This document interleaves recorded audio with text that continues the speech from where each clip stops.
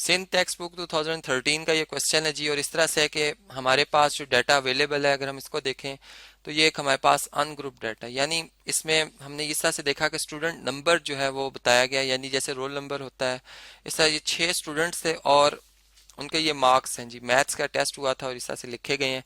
तो ये अब इनकी तादाद नहीं है, यानी आप ये ना समझे कि 42 नंबर 6 दफ़ा आ रहा है, ये इस तरह से नहीं है। ये एक अनग्रुप डाटा है।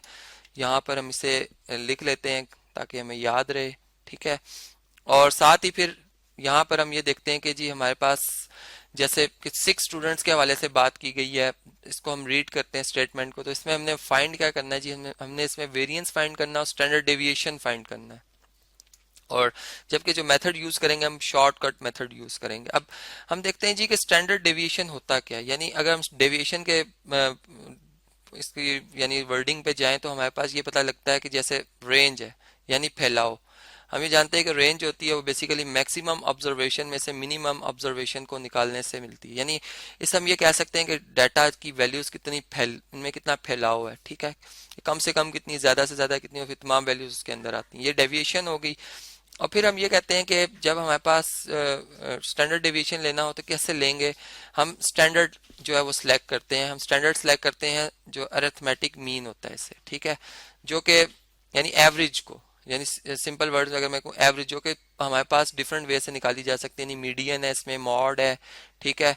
और इसके अलावा इसमें हमारे पास अरिथमेटिक मीन है, ठीक है। फिर जिसमें ज्योमेट्रिक मीन, हार्मोनिक मीन, तो ये सारे हमारे पास जो है ये एवरेज की लिए यूज होते हैं। फिर अगर हम जब अरिथमेटिक मीन निकाल लेते हैं तो हम देखते हैं कि वो वैल्यू इस डाटा की हर वैल्यू के कितने क्लोज है, कितने दूर है, वही डेविएशन आती है और फिर उसका स्क्वायर करके उसकी एवरेज ली जाती है। तो ये जो सारी चीजें हैं ये बेसिकली हमारे पास स्टैंडर्ड डेविएशन कहलाती है। फिर इसके फाइंड करने के डिफरेंट वेज हैं, यानी शॉर्टकट मेथड से भी हासिल की जा सकती है। अब इस मेथड को भी समझेंगे और यहाँ पे ये बात बताता चलूँ कि वेरिएंस जो होता है उसको एस स्क्वायर से या सिंपल सिग्मा स्क्वायर से, जो कि ग्रीक सिंबल ऐसे रिप्रेजेंट किया जाता है, कि जबकि स्टैंडर्ड डेविएशन को एस डॉट डी से या एस से या सिंपल सिग्मा से रिप्रेजेंट कर दिया जाता है। तो यहाँ पर अब ये याद रहे कि स्टैंडर्ड डेविएशन जो इसको चले हम एस से रिप्रेजेंट कर रहे हैं, दोनों ही पॉजिटिव होते हैं। यानी स्टैंडर्ड डेविएशन का अगर अंडर रूट यानी स्क्वायर कर लिया जाए तो वेरिएंस आता है, और वेरिएंस का अगर स्क्वायर रूट कर लिया जाए पॉजिटिव तो वापस स्टैंडर्ड डेविएशन आ जाती है, ठीक है। यानी दोनों इंटरचेंजेबल है। तो यहाँ पे अगर हम देखें तो ये हमारे पास डाटा मैंने एक टेबल के अंदर, एक चार्ट के अंदर इस तरह से लिख दिया है कि ये वेरिएबल्स है हमारे पास एक्स, जो कि बच्चों के नंबर है, ठीक है। अब हम ये कहते हैं कि ए जो है हम बेसिकली खुद एस्यूम करेंगे कि हमारे पास कोई इनकी एक एवरेज वैल्यू हो सकती है, यानी इस डाटा से भी हो सकती है, हम अपनी मर्जी से भी सिलेक्ट कर सकते हैं, ठीक है। तो शॉर्टकट मेथड जो है बिल्कुल इसी तरह, अगर हमने अरिथमेटिक मीन जब फाइंड किया था तो हमने ऐसे ही किया था कि हम एस्यूम कर लेते थे कि ये एक अरिथमेटिक मीन है ए, और इसमें फिर उसको करेक्ट करते थे सिग्मा डी बाई एन की मदद से, ठीक है। तो यहाँ भी हमने बिल्कुल यही बात की है। अब इसमें हम ए की वैल्यू, चले मैं फर्ज करता हूँ इस डाटा में से, या मैं अपनी तरफ से सपोज कर रहा हूँ 50 है। अब आप जो मर्जी वैल्यू रखें चाहे इस डाटा से, इसकी इसकी अपनी अरिथमेटिक मीन निकाल के आप देखेंगे जवाब एक जैसा आएगा। चले हम इसे चेक करते हैं। देखो 70 में से अगर 50 निकालें तो 20 आता है। अब इसका जो जवाब है वो मैं इस कॉलम में लिखूंगा, यानी अब जवाब हम सारे लिखते जाएंगे। जैसे ये 20, अब 60 में से 50 निकालें 10 आता है। इसी तरह ये वाला आंसर जो हमारे पास -20 आ जाएगा, ठीक है। इसी तरह अगर हम इस आंसर को देखें तो ये हमारे पास 40 आ जाएगा, ये आंसर हमारे पास 30 आ जाएगा, और ये वाला आंसर हमारे पास -8 आ जाएगा, ठीक है। यानी 42 में से 50 निकाल रहे हैं। अब इनके स्क्वायर्स करेंगे और इनका सम अगर करें तो ये हमारे पास 72 बनता है, ठीक है। यानी ये कैलकुलेटर पे हमने कैलकुलेट किया हुआ है, ये 72 बनता है। जबकि इनका अगर स्क्वायर किया जाए, 20 का स्क्वायर 400, 10 का स्क्वायर 100, ये हमारे पास पॉजिटिव हो जाएगा। यानी याद रहे कि -20 का स्क्वायर जब करेंगे तो -400 नहीं आएगा, पॉजिटिव 400 आएगा, ठीक है। इसी तरह ये 1600 आ जाएगा, 30 का स्क्वायर 900 आ जाएगा, और 8 का स्क्वायर 64। तो इनकी अगर वैल्यूज का तमाम का अगर हम सम करते हैं तो ये हमारे पास बनता है जी 3464। इसको हम चलें एक दफा दोबारा कैलकुलेट करते हैं कि हमारे पास इसका क्या जवाब आता है जी। ये देखें, ये हमारे पास 900 बनता है, ये 918, 18 में 1600 अगर ऐड किए जाए, 1600 में ये 1800 में मैं भी 1600 ऐड कर रहा हूँ, और प्लस इसमें हम मजीद 64 ऐड करते हैं तो 3464 आ जाता है हमारा जवाब, ठीक है। तो ये मैंने यहाँ पर इसको भी लिखना है जी 3464। ये तो हमारे पास सिग्मा, जिसको मैं कह सकता हूँ समीशन, ये हमारे पास सिग्मा जो है बेसिक सम से आया है, समीशन, ठीक है, इसको समीशन पढ़ते हैं।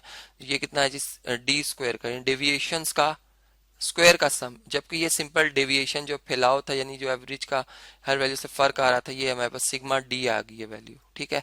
अब आप ये देखें कि हमारे पास जो, जिस तरह से मैंने आपको बताया था कि हमारे पास जो डायरेक्ट मेथड होता है वेरिएंस फाइंड करने का, वो क्योंकि एस स्क्वायर को वेरिएंस से रिप्रेजेंट किया जाता है, इसके लिए हम क्या करते थे जी, सिग्मा, इसमें इस दफा हम सिग्मा डी स्क्वायर लेंगे, यानी डेविएशन का स्क्वायर, उनकी average minus sigma D by N, और यानी सिग्मा डी की एवरेज का स्क्वायर करेंगे हम इस तरह से। और जब हम स्टैंडर्ड डेविएशन लेंगे तो हम बिल्कुल इसी का स्क्वायर रूट ले लेंगे, यानी positive square root of, square root of, और जो ये हमारे पास एक्सप्रेशन है इसको हम एज इट इज यहाँ पे कॉपी कर लेते हैं, ये एज इट इज आएगा यहाँ पर इस तरह से, इसको हम अंडर रूट के अंदर लिख लेते हैं, तो ये हमारे पास स्टैंडर्ड डेविएशन आ जाएगा, ठीक है। अब हम पहले कैलकुलेट करते हैं जी वेरिएंस के हवाले से। तो हमारे पास जो वेरिएंस आ रहा है एस, ठीक है, ये हमारे पास एस स्क्वायर, बल्कि वेरिएंस एस स्क्वायर जो आ रहा है ये इक्वल टू होगा जी, जो भी मैंने कॉपी किया इसी को दोबारा कॉपी करते हैं, ठीक है।